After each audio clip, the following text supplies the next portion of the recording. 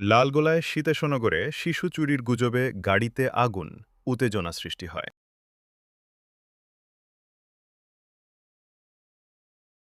আমি টোটো নিয়ে ওদিক থেকে আসছি, দুটা গাড়ি এমনভাবে বেরিয়ে গেল বাইক পাথানপাড়াতে।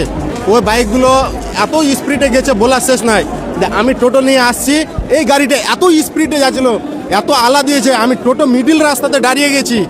আমি ভয়ে যে আমাকে অ্যাক্সিডেন্ট করে দিবে, এইভাবে যখন আমি দাঁড়িয়ে গেছি তখন গাড়িটা যেমনি স্লো করেছে, এখানে সব মামারা ছিল, সাধারণ মামারা গাড়িটা ফাটাম করে ধরে নিয়েছে।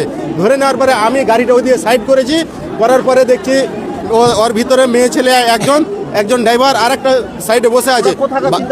না, এটা কোথাকার এটা এখন পর্যন্ত যায়নি। গাড়িতে ছিল না, গাড়িতে যদি বাচ্চা নিয়ে যায় তাহলে ওই বাইকে নিয়ে পালালছে, কিন্তু এই গাড়িতে কোনো বাচ্চা ছিল না।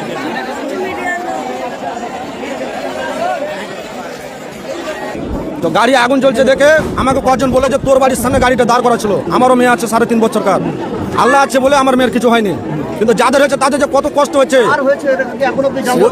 শিরোপাড়া বলে, আমাদের সাথে নয় শিরোপাড়া। কিন্তু আমরা একটা কথা বলতে চাই, আমাদের দর্শক যত আছে ফেলে না ফেলে কোনো হিসাবে কোনো পুলিশের সঙ্গে দেওয়া যাবে না। দুটো বাচ্চা ঘায়েল করে দিয়েছে।